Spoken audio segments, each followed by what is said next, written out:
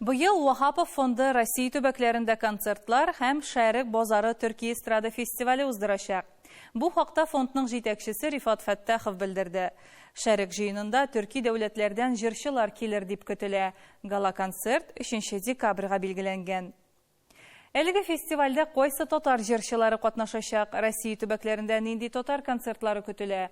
Айзат Шаймарданов Вахапов фонды вәкилләре уздырган шәйле сөйләшүдә булып кайтты.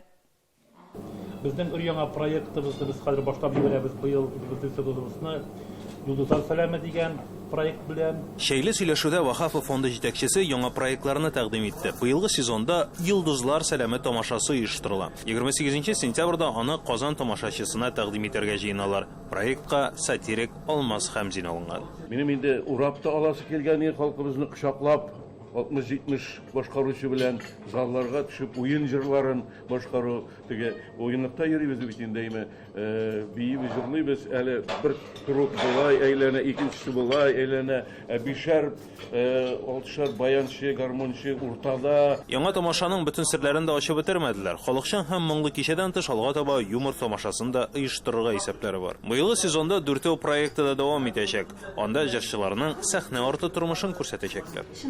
Халык белми артистларның сәхнә арты тормышын. Ансы кызыграк. Анда күп вакыт инде шул безнең спорлар барлыкка килә. Шулай сәхнәдә безнең спорлар килә инде.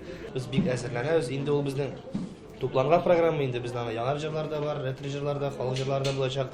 Баянга да җырлыйбыз алып бирсәк. Шуңа күрә барыгызны чакырып калабыз инде. Театрализованный булачак концерт. Журналистларның аеруча игътибарын өр-яңа проект җәлеп итте. Вахапов фонды быел Шәрек базары фестивале оештыра. Анда Россиянең төрки халыклары һәм Азәрбайҗан, Кыргызстан, Үзбәкстан, Казакстан, Төркия кебек төрки республикаларының эстрада җырчылары катнашачак. Безнең татар эстрадасына башка төрки эстрада вәкилләре белән ныграк аралашырга кирәк.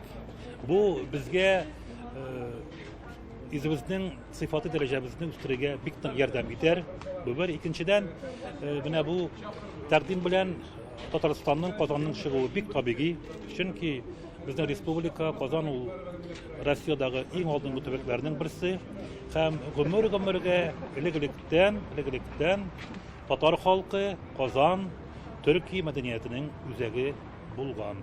Элегрәк елларда, мәсәлән, узган гасырның 20-30 елларында, соңрак әйтик, мәсәлән, 40-50 елларда, мәсәлән, шул казак җырчылары, мин аны беләм, Рәшит Вахаповтан йөргән булса ничек җырларга икәнен, шул ук Мөстим Магомаевлар үзенең татар әбисе белән Рәшит Вахапов пластинкаларын тыңлаган булса, бүгенге көндә безгә дә әйтик, шул казак, үзбәк, Азәрбайҗан эстрада вәкилләреннән үрнәк алып тәҗрибә уртаклашасы бар.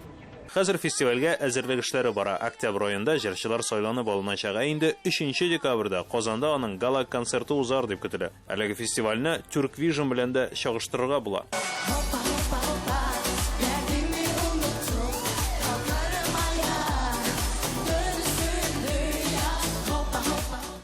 Очрашу барышында Рифат Фәттахов зур сәхнәләрдән читтә калган халык талантлары, халык җәүһәрләре белән бер проект эшләргә теләвен әйтте. Халык шагыйре Разил Вәлиев Кытай, Япон, Корея, Монгол һәм татар фестивале оештырырга тәкъдим итте. Тукай заманынан башлап, татар җыры, татар моңы, татарның мәдәнияте гомумән көнбатышка йөз таба борылды. Көнбатышка таба йөз белән борылды.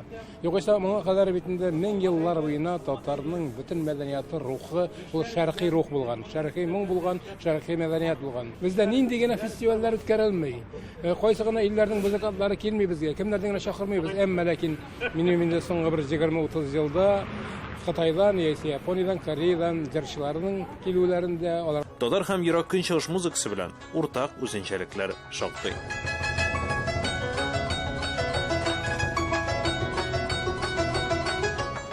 Айзат Шаймарданов, Татарлар, Казан.